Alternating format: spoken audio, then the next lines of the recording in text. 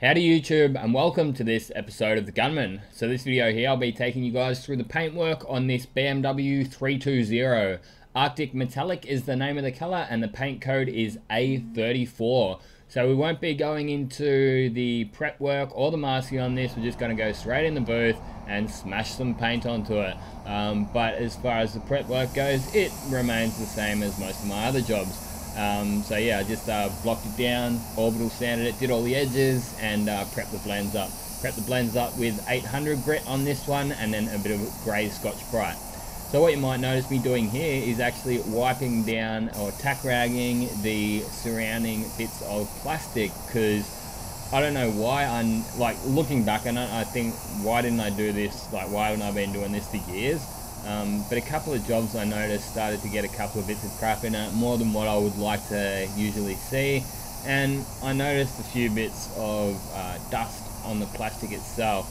It's not that when the plastic is new it has any dust on it, because it's wrapped up in a, in a roll, so there's not going to be any dust on the plastic itself until I put it over the car, because as I'm doing my dry sanding and as the car's been sitting around in the workshop, the panel shop and all that kind of stuff, it collects a bit of bog dust and a bit of primer dust over the car. Then when you're pulling the plastic over the car, even if you've blown the car off, there will still be a little bit of dust sitting, a bit of a layer of dust sitting over the car, and as I drag my plastic up over the car, the plastic will actually collect a little bit of that dust when I open it up. And yeah, ever since I've been tack ragging it, I've been getting a little bit cleaner jobs. You know, it's not a massive difference, but even if it prevents 4 or 5 pieces of dust from landing in your job, well, then it's still worth it. It only takes a couple of minutes. So I obviously wipe the entire panels down with wax and grease remover prior to tack ragging the rest of the car. And first up, what you're going to be seeing me use is some Chromax 222F. So primarily, it's actually designed as a adhesion promoter, but it can be used as a transparent sealer and also a blending aid. They call that a wet bed in the USA, base coat blender, call it what you will, but basically all it does, as far as the wet bed side of thing goes, it will fill in the sanding scratches. But because it's not actually base coat as such, and it is the adhesion promoter slash sealer, it will actually help a little bit of shrink back. So if I've cut through my base, my clear coat on the blend panel or something like that, or around where the repair is, if I've cut through that clear coat into the base coat, then this will actually sort of help seal that down and stop it from reacting or swelling up when I go and put my base coat over it. Because I am using solvent-based base coat these days. If I was using a waterborne base coat, it wouldn't really be an issue, because it just doesn't seem to swell up or shrink back at all, anywhere near the levels that you will get with solvent-based paints. So if possible, give it a few minutes to dry off, but it doesn't really take that long. 5 minutes is all it needs. On a warm day, you can probably give it like 2 or 3 minutes and go straight over it, because it does flash off quite quickly. But as I said before, if you want the best out of its sealer properties, give it a few extra minutes.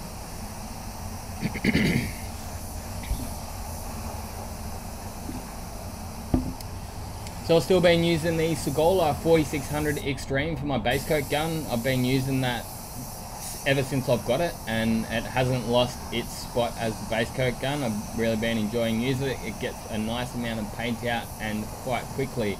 It's got a good atomization on it, atomization if I can spit that word out. And yeah, nice size fan on it. I can't fault it. So this one here is a digital version. Although the difference between it and the analog version is only just the gauge on the side. Functionality wise, it'll be exactly the same as the analog version.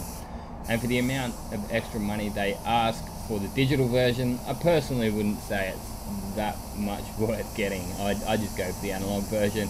Get yourself a cheater valve, put that down the bottom of the gun, and off you go. You got cheap options with the cheater valves too, like the ANI cheater valve slash regulator. Although yeah, I mean, I do like digital gauges now. I never used to like them back in the day. I would always go for a analog gauge.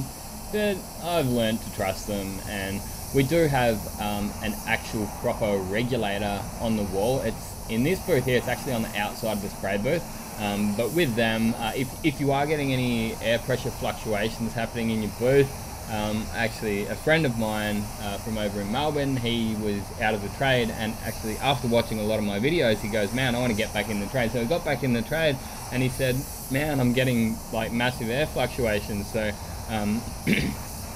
the gauge and what we sometimes call regulators, which are really cheater valves on your gun itself, that won't actually regulate the pressure. It will just adjust the pressure.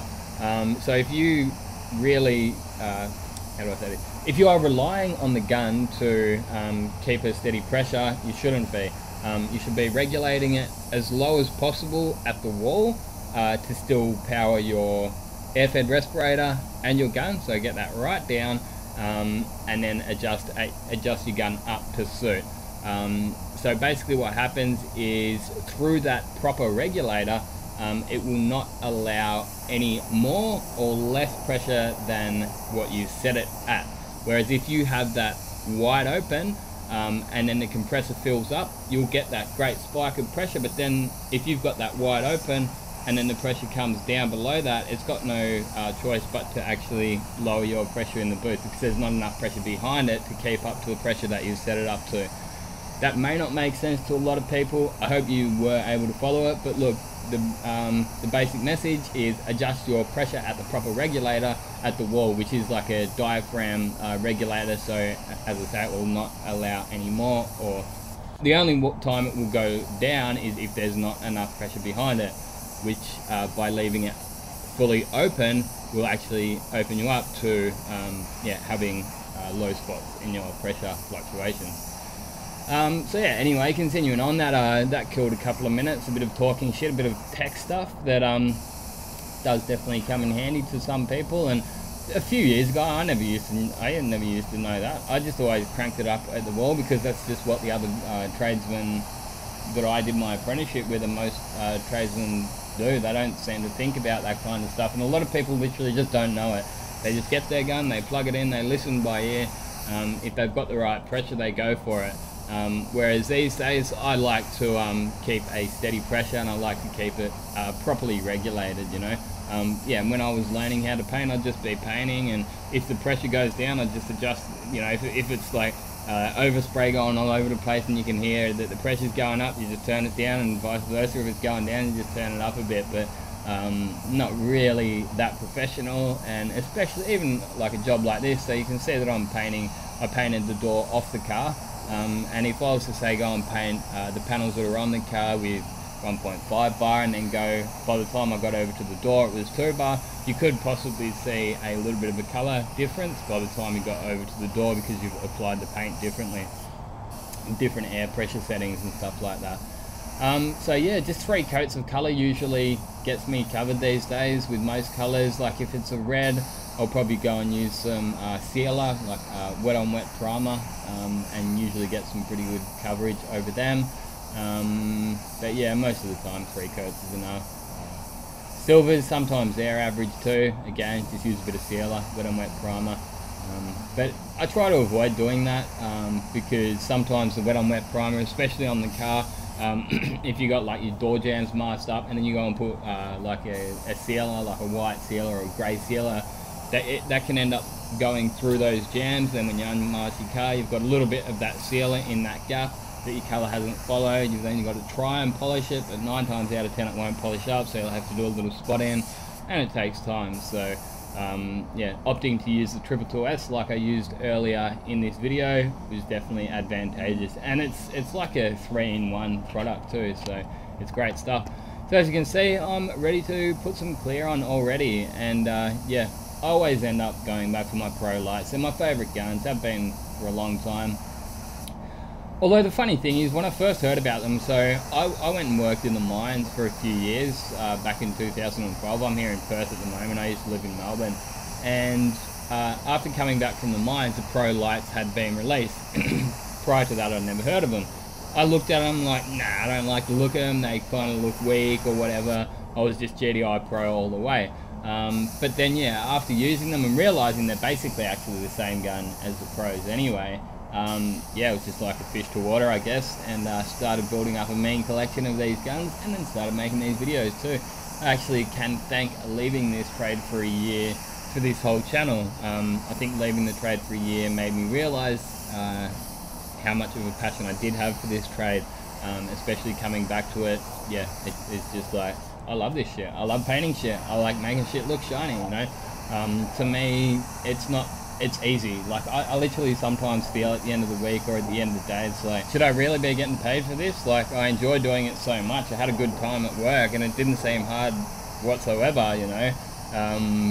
Yeah, I don't know, it is what it is. But yeah, to me, it's just great to have a good work-life balance, obviously. Like, I've been through stages where I hate this trade, you know? But where I am now, I'm doing 8-hour days, well 7.5-hour days actually, if you take out your lunch break. So I start at 8 o'clock in the morning and finish at 4 o'clock in the afternoon. And yeah, great hours, great people to work with, good workshop, you know. Like, obviously it's not the best, like there's better shops out there. There has been people like on a couple of live streams I've done that say, oh, that's a pig of a shop, and you're entitled to your own opinion, you know, like. But there's obviously other people out there that would give a left nut for it. One of the guys that left a bit of a negative comment when I was doing a live stream, I just ended up saying to him, mate, I would just about guarantee that you would give up everything you own to own this shop, because you'd be able to buy it back in 6 months with the amount of money that it would make you, you know. Yeah, having 2 spray booths in a massive workshop, not far at all from the city of Perth. I think we're like 5 or 10 k's out of the city of Perth, in an industrial area. That's yeah, lots of work. And another good thing about this trade is it's sort of semi-recession proof, you know. Like over here in Perth, the mining boom's died right down, so people are actually leaving the city. Whereas builders and all the building trade, people are getting laid off left, right and centre because new homes just simply aren't going up. Okay, we've slowed down a little bit as a bit of a fly-on, but we've still got enough to keep us busy, you know. I'm actually, yeah, not far off just about saying to me boss, hey, if you don't need me on Fridays, I'll start having an extra day off each week just so I can spend that time with my girlfriend, who I've actually just had come over to live with me, which is it's great to do. And check out my other channel if you'd like to see a few videos on my personal life, just daily lifestyle vlogs and stuff like that. Now I've got someone to spend some time with, I might actually start going out and doing more stuff, because previously I'd literally just sit at home, watch footy, play video games and edit videos. But now that I've got someone else to spend that time with, yeah, I might start going down the beach and going out and doing stuff a little bit more with a couple of push bikes, and yeah, go out and get a bit fit as well. But anyway, I got a bit off topic. GTI Pro Lite, what can I say about that? TE20 1.3, that thing just hums along all day. 2 bar, sometimes I've been actually just cranking it up a little bit, like 2.2 bar. So that's 29 PSI is 2 bar, so for the American and North American viewers, anybody using the Imperial system, 1 bar is 14.5 PSI, so pretty simple conversion really. But yeah, it's awesome. I don't know what else I can say. I've got about another 3 or 4 minutes to kill until this video is done. I wouldn't say it's one of my better videos, it's just an average everyday painting video where you get to sit down, watch me lay a coat of colour and clear down while I'm talking a bit of shit. Well, you know what, I think that's about enough for this video. You can watch the rest of the video without any narration, and yeah, hang around for a couple more minutes and you'll see the car when it's finished off.